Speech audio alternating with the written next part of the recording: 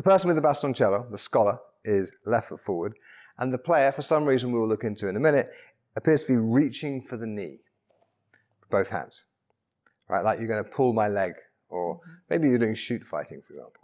So my right hand goes on the other side of their neck, and I grab the bastoncello,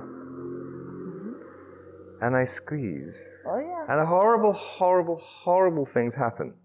Now, if you're straight on, it gets right into the vertebra, which is really nasty. And if you're to the side, it gets into the muscly bits of the neck, and that's really horrible too. And my forearm is being rammed under her jaw.